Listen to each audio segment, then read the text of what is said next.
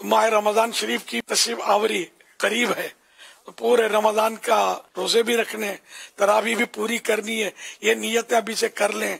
और जह नसीब जह नसीब जह नसीब, पूरे माह रमजान का एहतिकाफ भी अगर हो सके तो कर लीजिए। फैजान मदीना आलमी मदनी मरकज में कर लीजिए, दुनिया के दीगर मुल्कों से भी वहाँ तशरीफ लाते हैं अल्हम्दुलिल्लाह। और जो अपने अपने शहरों में जहाँ भी माह रमजान का होता है, मुख्तलिफ मुल्कों में भी होते हैं, तो वहाँ माह रमजान के एहतिकाफ में जरूर शरीक हो।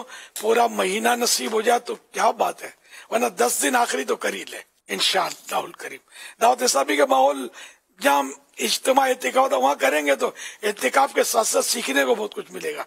जो कुरान नहीं पढ़े होते उनको कुरान भी हमारे यहाँ फैजान मदीना में तो लगा होता है, सिखा रहे होते हैं, मदरसा भी होता है। इनके बड़े प्यारे टॉपिक, प्यारे मतलब सिलसिले होते हैं। अब आलमी मदनी मरकज फैजान मदीना में कम से कम जिंदगी में एक बार पूरे महीने का एहतिकाफ कर ही लें, इंशाअल्लाह आप देखेंगे कि आपको क्या मिलता है, बल्कि मैं कहूँगा क्या नहीं मिलता, ये देख लें आप। रोज के 2 मदनी मुज़ाकरे नियत करें अल्हम्दुलिल्लाह।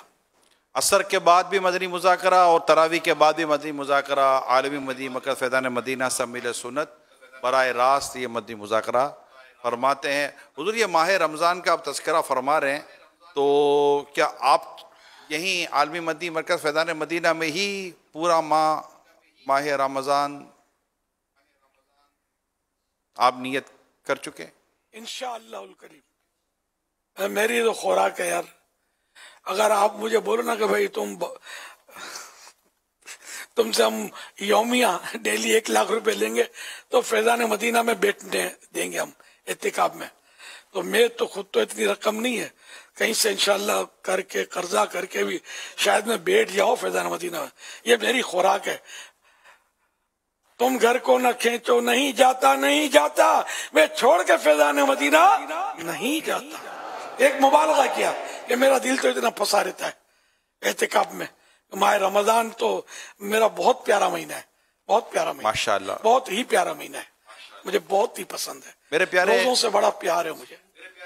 मेरे प्यारे इस्लामी भाइयों, ये सवाल मैंने कसदन किया और मैं एक्सपेक्ट करता था कि इसी तरह कोई मोहब्बत भरा और मिठास भरा, जिसमें माह रमज़ान की मीठी मीठी मोहब्बत का आपको झलक नज़र आएगी, वो छुपा हुआ होगा, और माशाल्लाह वैसा ही हुआ। मैं अभी इसलिए ये ऐलान कर रहा हूँ कि माह रमज़ान ये 11 या 12 मार्च एक्सपेक्टेड है, ठीक है ना, दुनिया भर में अल्लाह पाक ने चाहा तो 2024 फर्स्ट रमज़ान ये 12 मार्च या 11 मार्च को ये एक्सपेक्टेड है, मुतवक्के है। अब चूँकि दुनिया भर में हमारे आशिकाने रसूल मुल्क व बैरून मुल्क ये ख्वाहिश अगर रखते हैं तो आपको छुट्टी लेनी पड़ती है अपनी कंपनी से, अपनी ऑफिस से, या जो भी आपके स्केड्यूल होते हैं, आपको उसके लिए बाकायदा स्पेस निकालना पड़ता है। तो उसके लिए 1.5-2, क्योंकि मैं जब वापस जाता हूँ दुनिया में तो 2, 2.5, 3 महीने की इनकी प्लानिंग बनती है। इनको फिर वीज़ा प्रोसेस भी करें, क्योंकि बाज़ों को वीज़ा प्रोसेस करना होता है, वीज़ा प्रोसेस को भी तकरीबन 2 माह 3 माह लगते हैं दुनिया भर में। ऐसे जाते ही वीज़ा प्रोसेस नहीं हो जाता, वीज़ा नहीं लग जाता, तो वीज़ा प्रोसेस करना होता है, कंपनी में छुट्टीज़ लेनी होती हैं, अपनी ऑफिस के काम या अपनी जो भी आपकी जो मसरूफियत है, वो फैमिली के प्लानिंग्स होती हैं, उन सबको आप अभी से प्लान करें ताकि आप यहाँ पहुँच सकें। कई इस्लामी भाई जब वीज़ा लेने की कोशिश करते हैं तो इनका पासपोर्ट एक्सपायर होता है, और पासपोर्ट एक्सपायर होता है, नया पासपोर्ट बनाने में भी टाइम लग जाता है।